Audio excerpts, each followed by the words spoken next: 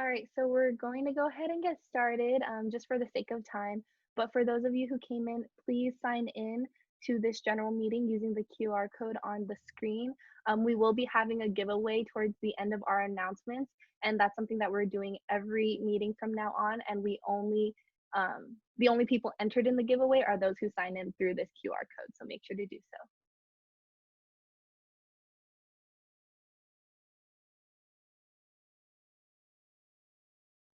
All right, so we'll go ahead and get started. And this QR code is on every slide of this presentation. But welcome everyone to the second general meeting of CPP ASCE.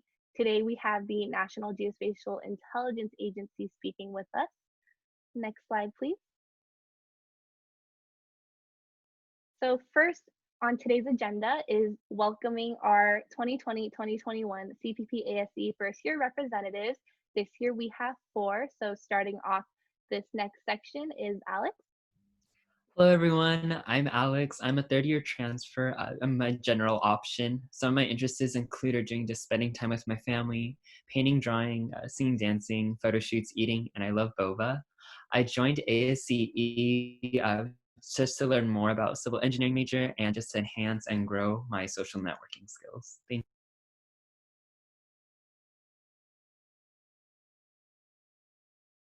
Eric? Hi, I'm Eric Tapia. I'm also a first year representative. I'm a freshman. I joined ASCE to help out freshmen and to learn more about the different branches of civil engineering. In my free time, I like to play piano, skate, and before the pandemic, I loved going to concerts. Thank you, Eric. Jacqueline? Hi everyone, my name is Jacqueline. I'm a first year and I'm also a general option. Some things I like doing on my free time are playing soccer, running, volunteering, traveling, listening to music, photography, and hanging out with friends and family. The reason why I joined ASCE was to meet new people, grow academically, professionally, and as a person, and learn new things about ASCE and explore the different options within civil engineering. Thank you, Jacqueline. Katherine?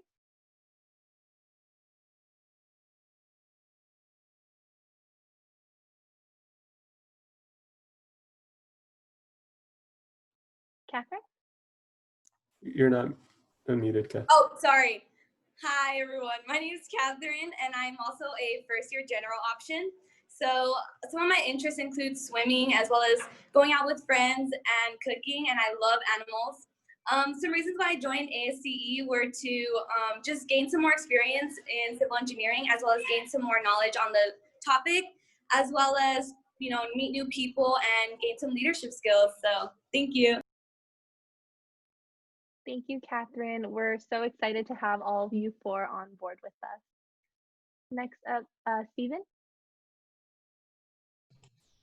Hi guys, just a quick reminder that our membership form is still open. So if this is your first general meeting, make sure you guys sign up for our membership form.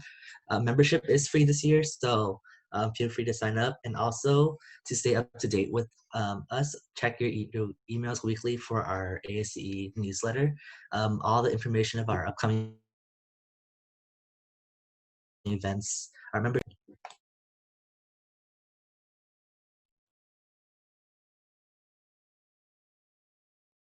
Thank you, Stephen.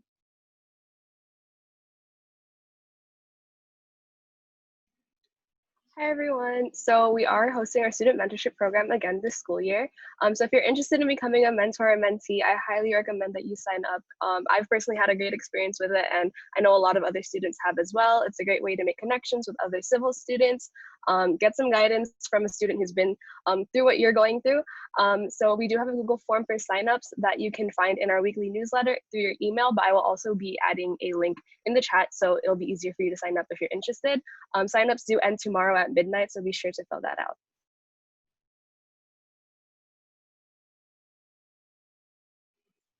And this year, we are also introducing QAASCE, which is essentially just kind of like an office hours, but not that formal. If you're interested to come by, just hang out.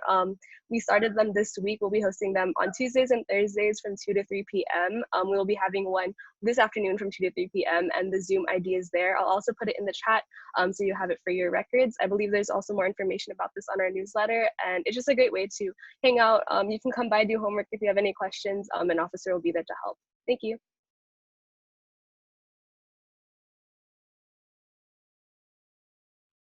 Thank you, Nicole. Jacob and Julian. Hello all, I'm here to talk about the upcoming Joint Student Alumni Mentorship event. This is going to be a fun little event where we combine our student mentorship program and our alumni mentorship program. And it's a great way to meet like Cal Poly alumni and possibly find a professional mentor.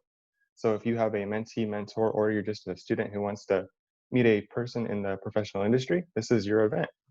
This will occur on Saturday, October 17th from 12 to 2, and it's not going to be on Zoom. It's actually going to be on a platform called Verbella. Thank you.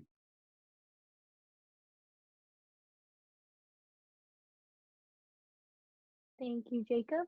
Mary? Hi, everyone. Welcome to our second general meeting. So following our Public Works and Stormwater webinar, thank you to those who came out and listened to City of San Dimas and City of Pomona. Our next CPP ASCE Tech Talk will be on the SoFi Stadium and Entertainment Center. If you can RSVP using the QR code by Monday the 5th, that'd be great. Special guest from Turner Construction. This event will be on Wednesday, October 7th from 2 to 4 p.m. And then we'll look forward to seeing you guys there. And then just something within that week is also an ASCE SBR Student Day. So this is really a social event where you get to meet and interact with members of Cal Baptist University ASCE student chapter in the San Bernardino Riverside Younger Member Forum. You can meet, a lot of them are alumni, get the opportunity to network. This will be on Friday, October 9th from 7 to 8:30 p.m. And then join us for some fun games and activities. I'll drop the sign-in sheets into the chat as well. But if you guys have any questions about those two events, please feel free to reach out.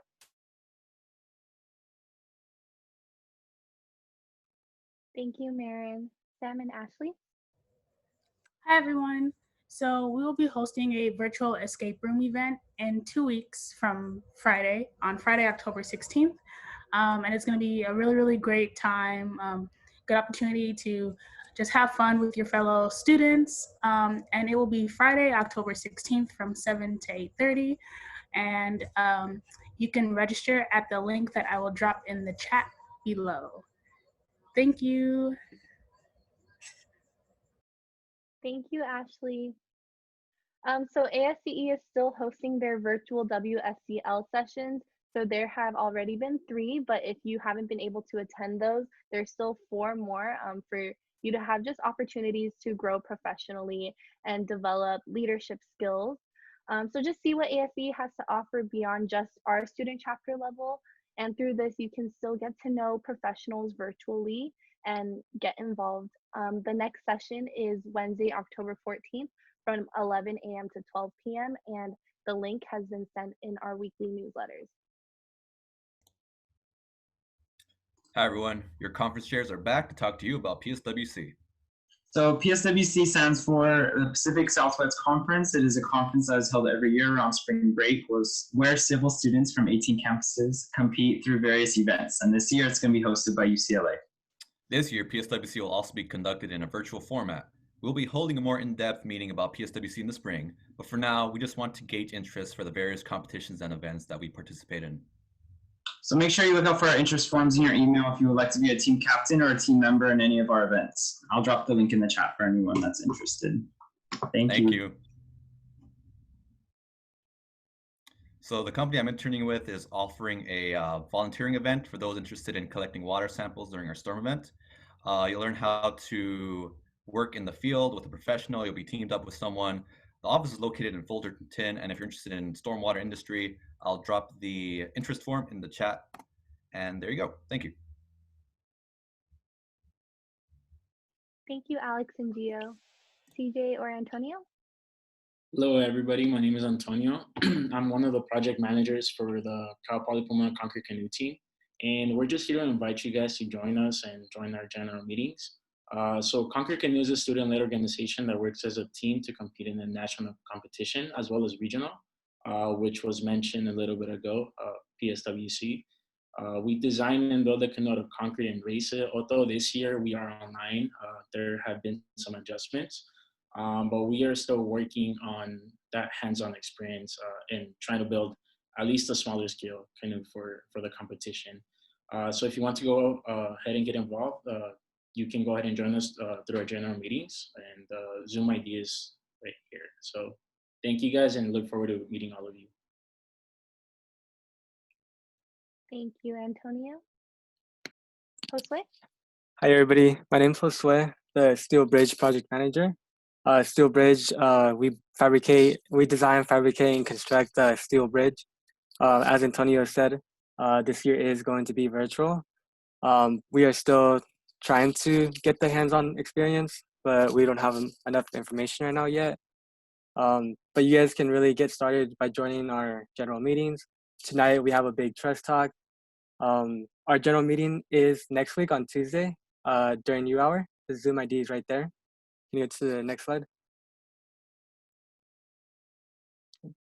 And then big trust talk.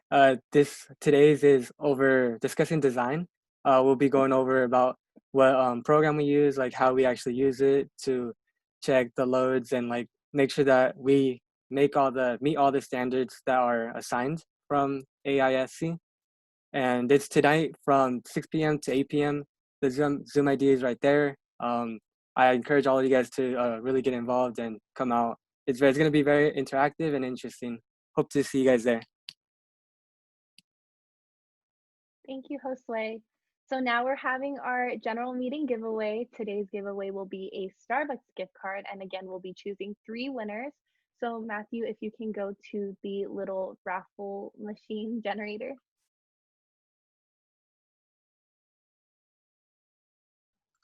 Give me a second here.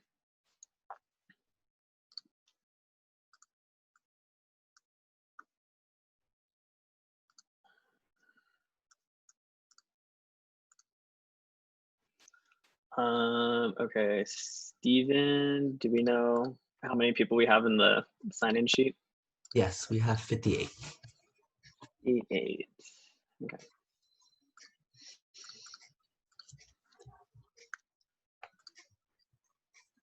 All right. I think that should work.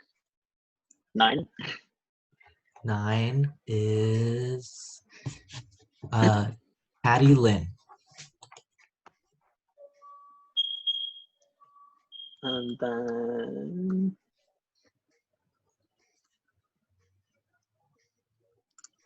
52. 52 is Isaiah Baltazar. And last one, 42. 42 is Patrick Lee.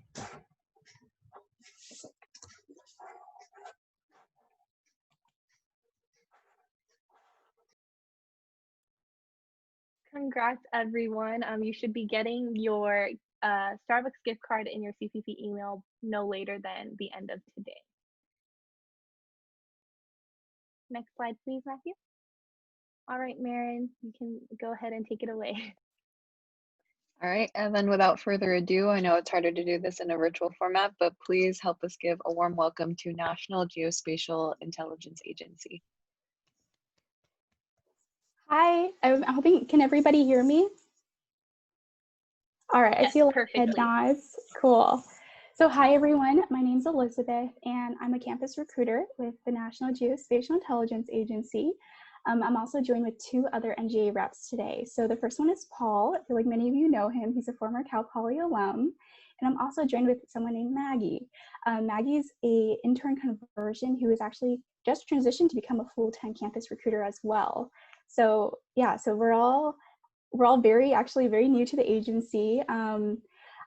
I would say like all 3 of us are personally, like I've only been out of school for around 3 years now, so I'm not that much older than you. So if any of you have any questions, like be candid. I was in your positions not too long ago with looking for jobs and internships, so I know how it is. So before I begin, I'll open the floor for either Paul or Maggie if either of you guys wanted to introduce yourselves, but if not, I can keep going. I can introduce myself, I guess. My name is Paul Stoiber, and I graduated Cal Poly Pomona in 2019, and I have been working as an imagery scientist in analysis at NGA for the last year.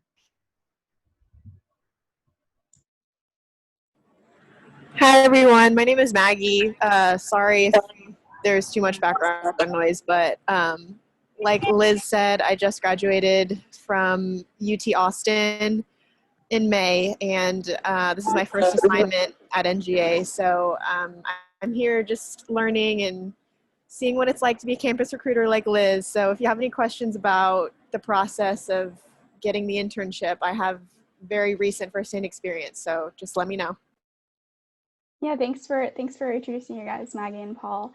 So I'm actually gonna share my screen with all of you right now. So let me know if you all are able to see it. So give me 1 second. All right, so are you guys, okay, see thumbs up, awesome.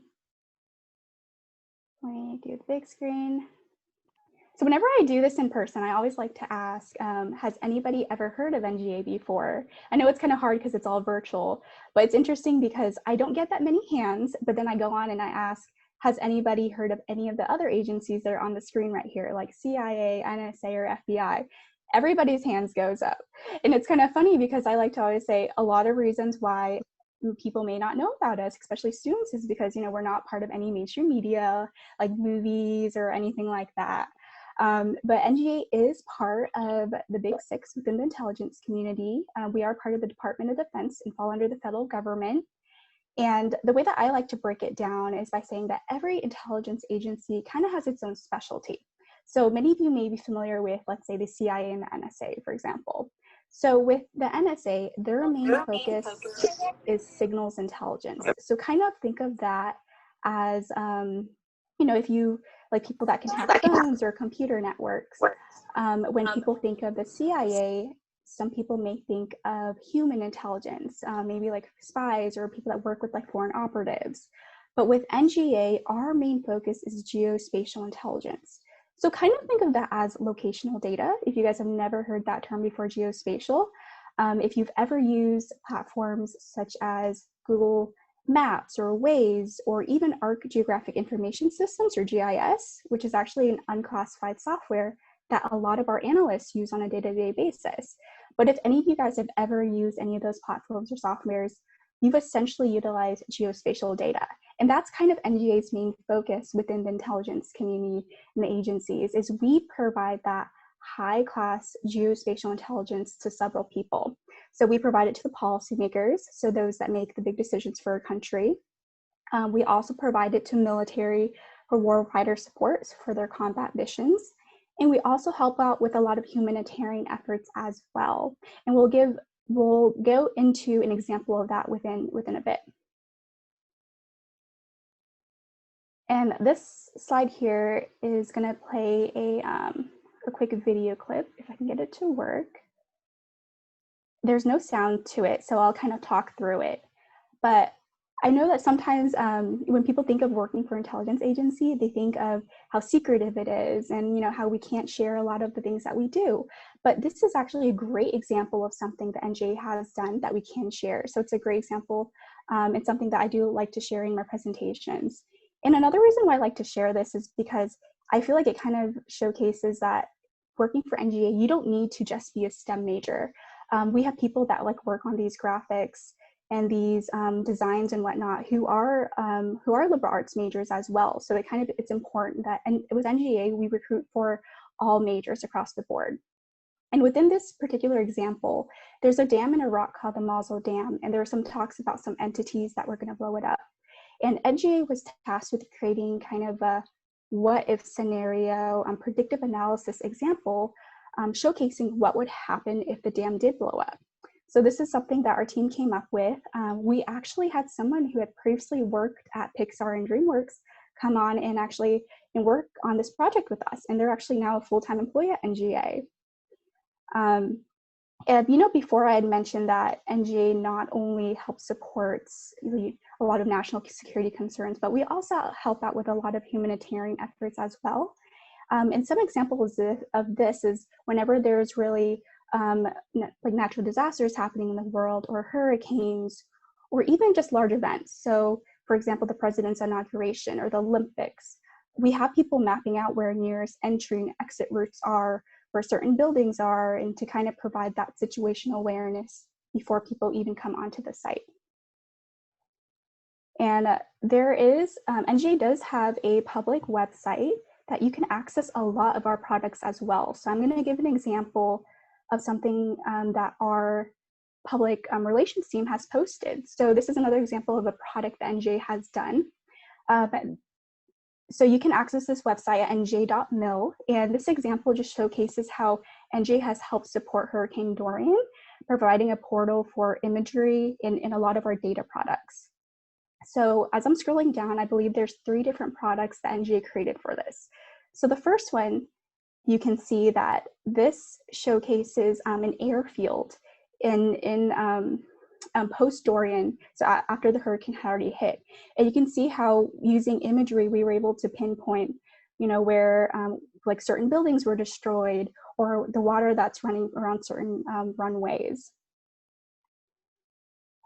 And on the second product here, I really like this one because it kind of showcases a before and after snapshot. So you can see that the one on the left showcases September 6th, before the hurricane hit, and then afterwards it's a day later, and you can see how like vehicles have departed, the cruise ship has departed as well. So this is something else that we do with helping kind of do before and after imagery shots as well. And this one showcases for the personnel evacuation post-Dorian. And then our third product here kind of is another post-Dorian product, where it kind of breaks down the different facility types and status, and it kind of showcases which ones were damaged, or were affected, were destroyed, or if there was no damage at all. So with the little legend at the bottom, and on the right hand side, it kind of details all of the different facilities that they included into the product. So this is a really great example of something that anybody can access. That's something that NGA has helped provide to the general public to support humanitarian aid.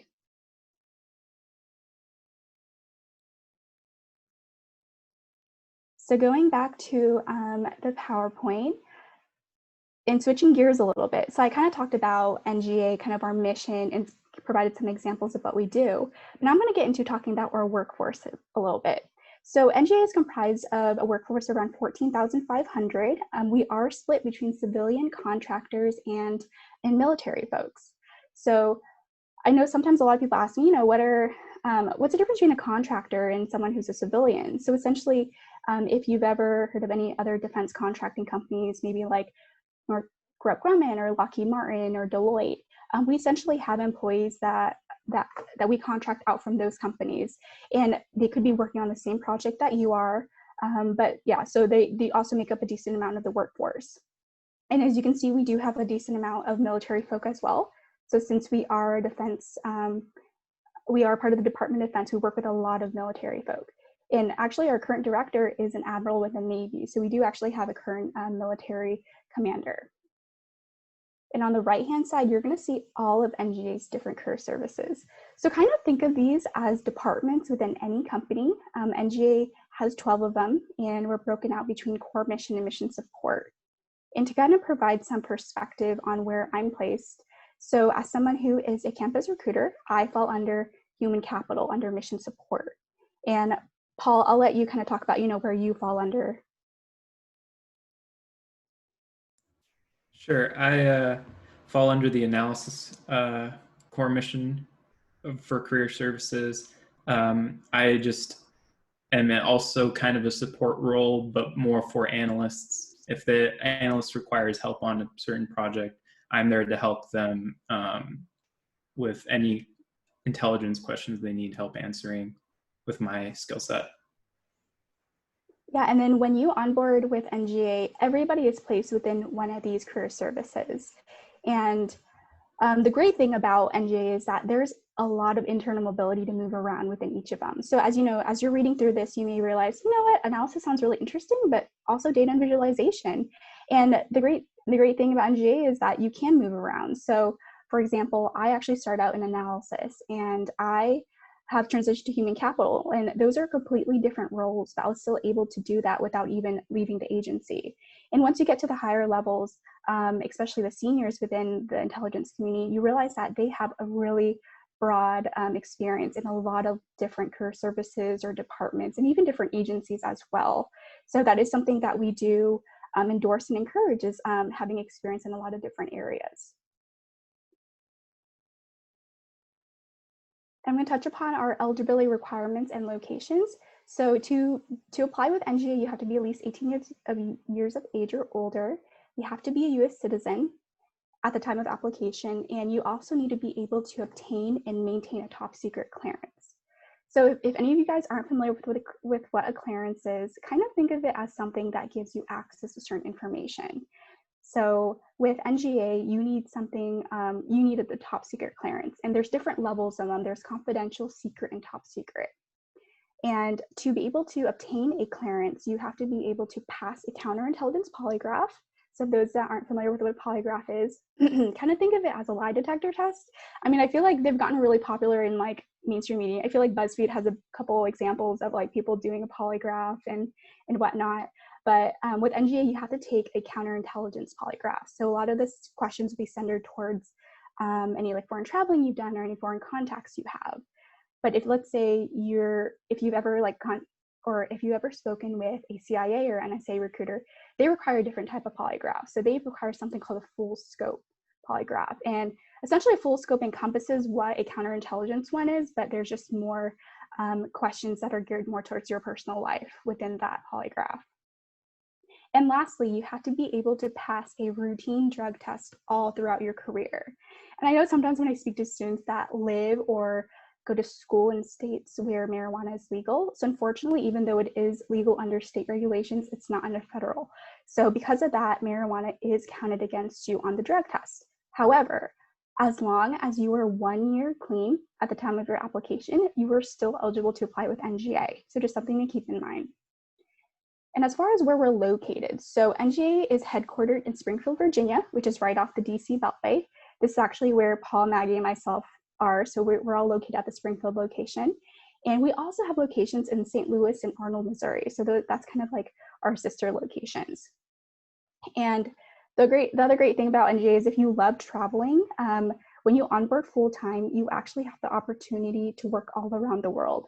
So we have employees in embassies abroad, as well as wherever there's a major military presence.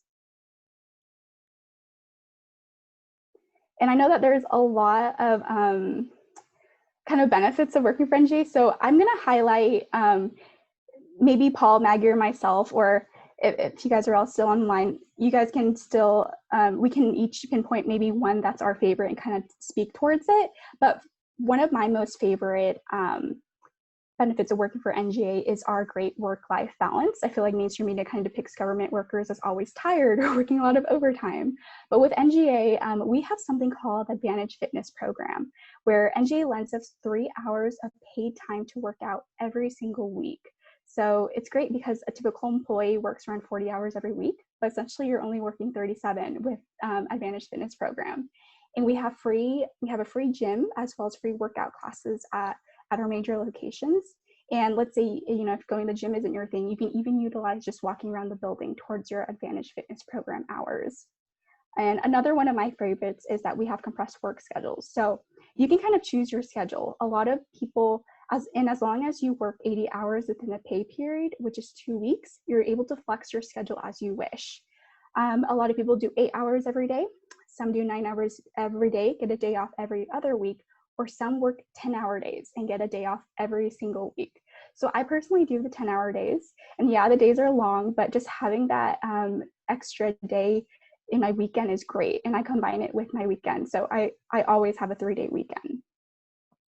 And I don't know if Paul or Mag, if you guys wanted to jump in, or I can keep going. I love talking about the benefits.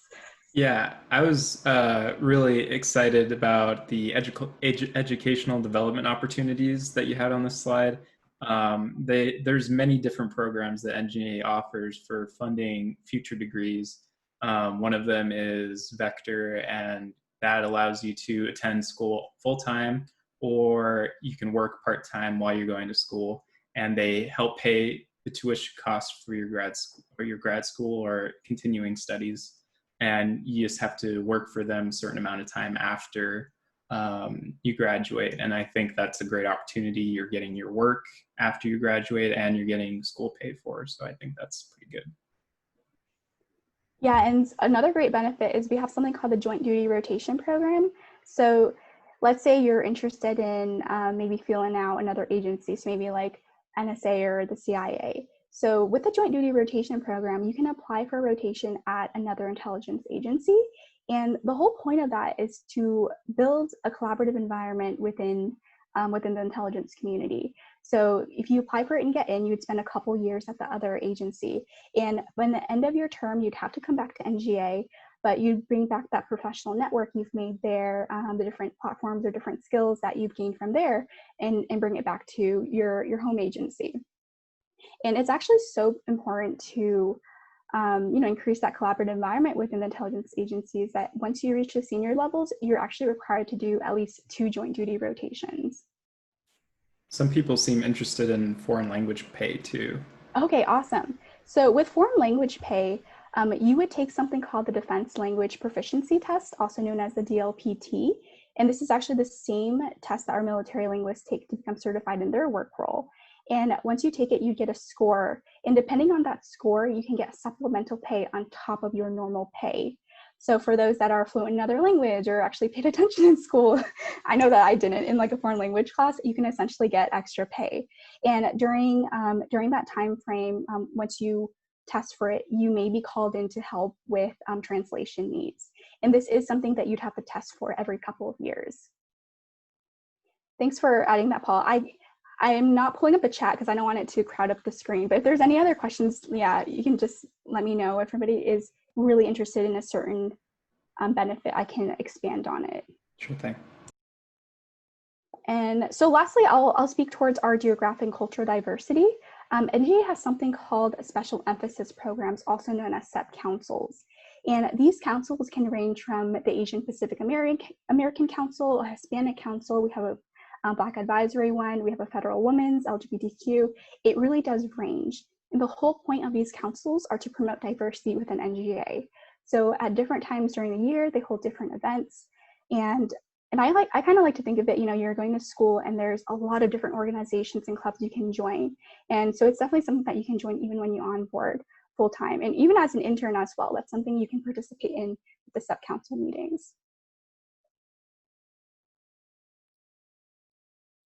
And this slide kind of depicts our how you can apply and kind of tips and tricks for applying full time.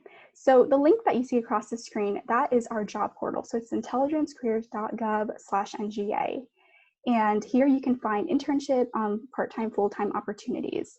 So I will say that if anybody is a junior or senior, I highly recommend, if you're interested in NGA, to apply now, because the time frame does take a while. It takes maybe around 9 to 12 months, and that's kind of the average. So it could take longer than that or shorter. Definitely, when you apply, just keep in mind that we do share this portal with other agencies. So just make sure that you filter by the correct one. And I believe I have a couple more minutes, so I'm actually going to show you all maybe kind of a demo of what the job site looks like, because I know sometimes that can be helpful. But this is what our portal looks like, and you can kind of scroll down and see the different job postings. We post new full-time jobs every single Monday, so that's a great day to check back to see if there's any that interest you or align with your skill set. So I'm just going to choose a random position. I'm going to choose this first one right here. It's a program manager position. It's located at 3 of our locations, and it's a pay band of 4 position. So NGA operates on the pay band scale from 1 through 5, 1 being the lowest and 5 being the highest. And essentially where you are is just kind of based on what you're being paid. So this is a 4 position. If any of you are familiar with the GS scale, there is an equivalent to that. So if you just Google like NGA pay band, it should direct you to our page that kind of breaks down pay band within this pay band, what your salary would be and what the GS equivalent is. And within every job posting, there is a section that kind of outlines how much that pay is as well. So it's under pay, benefits, and work schedule. But one of the most important things about the job posting, that if you don't remember anything else I say today, is please remember this. So when you apply, there is going to be a section titled mandatory qualifications. So it will be a numbered list, and you have to be able to meet each of these before you are able to move on to the next round. So as you can see, there's 4 of them here. And depending on the position and the pay band, the mandatories may be, easier or harder to speak towards. But as I said before, you have to be able to meet each of these 4 to be moved on to the next round.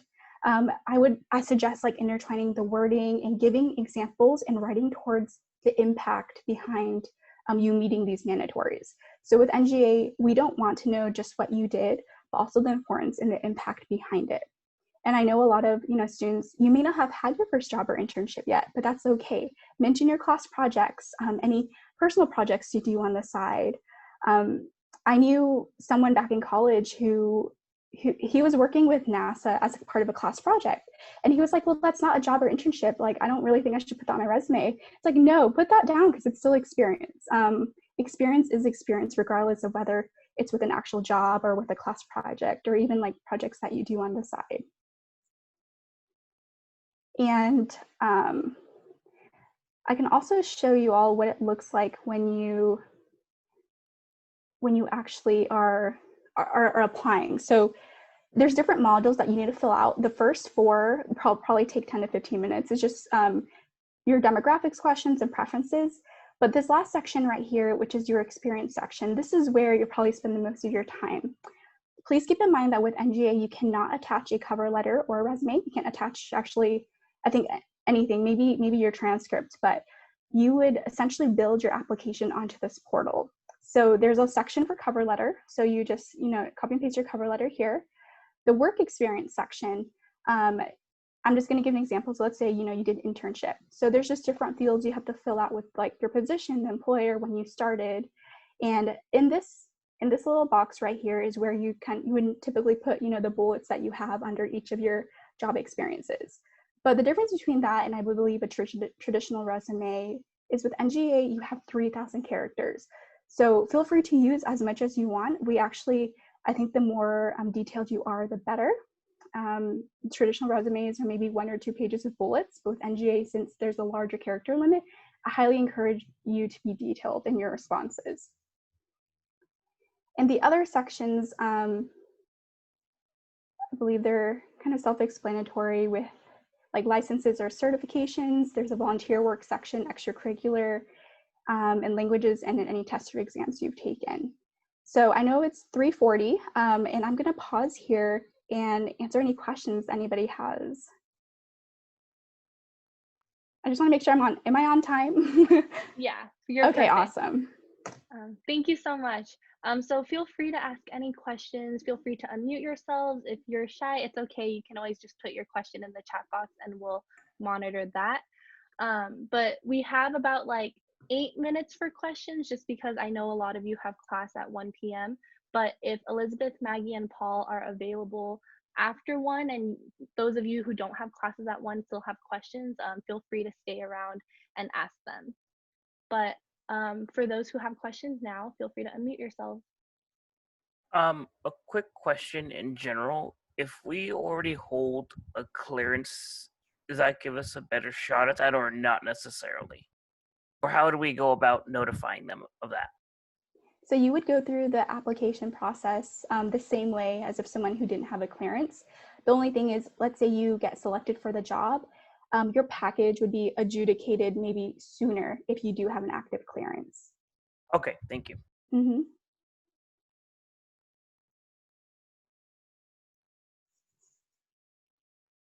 Anybody else? I had a quick question. How has like your work been impacted like with COVID going on? I feel like this might be a question you've had before. Yeah, no, that's a great question. So I've actually been working from home since March. I actually have not been in the office yet, which is crazy. I know Paul, he was talking about how he does kind of a flex schedule, but with NGA, we're doing a phased approach. There's like 25, 50, 75%, and then 100% back in the workforce. We're currently in phase 3 with 75%. And it really depends because there's some work roles at NGA where you can only do it at work because we work on classified systems. And with my job as a campus recruiter, everything I can do at home. So that's a reason why I'm in the later phases of the approach or within the process. But I would say it's really interesting, like adapting to the virtual environment. I think most like all fairs are on virtual platforms now, so it's a lot of like learning and getting used to these information sessions. But I definitely think there is a pro to it. Hey, Liz, I see a question in the chat about, can you elaborate on internship versus new graduate positions? Can you explain the SMART program to students? So I can tackle the last part if you want to tackle the first part. Sure. So with internships, right now, since our process takes so long, we're going to start recruiting for summer 2022, and I know that's 2 years from now, but those that are eligible for summer 2022, you need to be graduating August 2022 or after. So a lot of maybe freshmen or sophomores, maybe you guys would be eligible, but for anybody who's graduating before August 2022, I highly recommend you just apply to full-time positions. But if you are eligible, the posting for the internship program will be on the Intelligence Careers job portal, and it will be opening in February around January or February of next year. And in regards to the SMART scholarship, that's how NGA picked me up. I applied for it my sophomore year, and the SMART program is run as a scholarship program through the DoD, and they fund tuition expenses for your degree. You get internships in between the years that you study, and then you get a full-time position after you graduate, equivalent to how many years they funded you. So since NGA and the SMART Scholarship funded me for 2 years in my degree, I would have to serve 2 years after I graduate. But I can also keep my job after if I would like to, which is a pretty good job. So I don't see any issue with that. And the application for the SMART program is still open, and it closes on December 1st. It is another way to get an internship with NGA as well, so I would highly recommend looking into it. We also have a page on our website with all of our brochures and flyers. So I'm going to put that in the chat right now. But these are normally the brochures and flyers that we kind of overload you with at career fairs, but now you can access it all online. So feel free to check that out. We have some specific brochures or flyers catered towards specific career services. So if you're interested in like research and development, there's one specifically for that.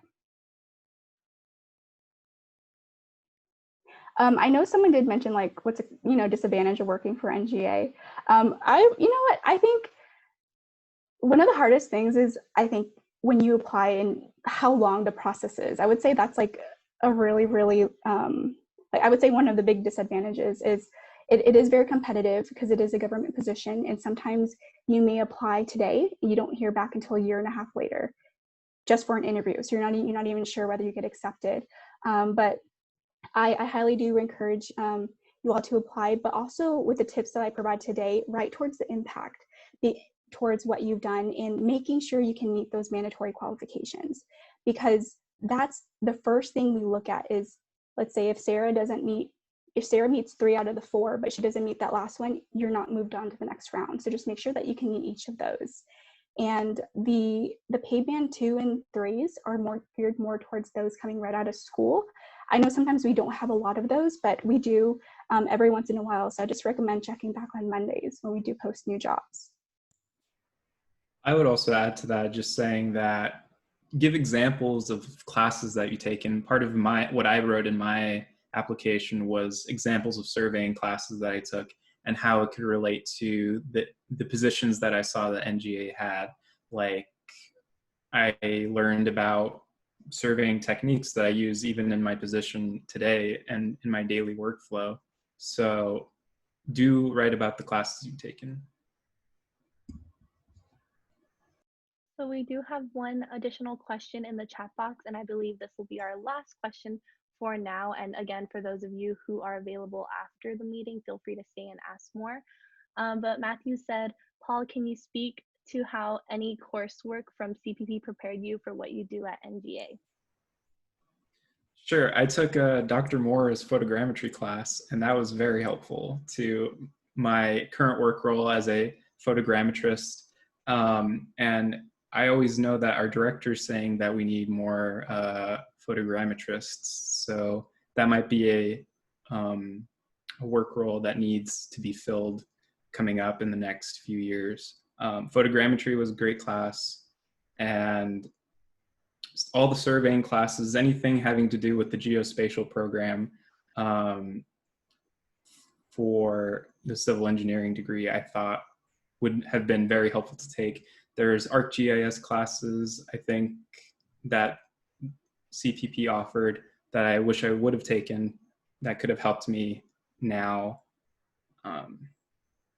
Hopefully that answers your question. I don't know if I can provide anything else specifically you're looking for. All right. Well, thank you, Elizabeth, Maggie, and Paul for coming and speaking about the National Geospatial-Intelligence Agency. Before we do end this general meeting, Matthew, if you can go to the next slide real quick. So make sure to stay connected with us. This year, we're on a bunch of social media platforms because we're virtual, so we felt that this was the best way to reach out to everyone. But make sure to follow us on Facebook, LinkedIn, be a part of our Slack group. Make sure to follow us on YouTube, Twitter, Instagram, TikTok, and check out our website. Next slide, please. And our next general meeting will be Thursday, October 15th at U hour using the same Zoom meeting ID for this meeting. And our guest speaker will be SoCal Edison. But before everyone leaves, can we all do a quick picture, even though I know we're virtual, but if you're okay with it, please turn on your cameras and we'll do a quick screenshot. If not, that's okay. But I'll go ahead and do so. All right. So since there's a lot of us, we'll do it 3 times. So on the count of 3, 1, 2, 3. All right, 1, 2, 3. And then last one, 1, 2, 3. Perfect. And yeah, other than that, thank you all for coming. If anyone has any additional questions, feel free to stay around. I know a lot of you have class right now. And Dr. Morris said, if anyone has any questions about NGA, feel free to email him. He interned there and visited as a scientist. But we hope to see you all at our next general meeting. And good luck on midterms if anyone has any this week or next.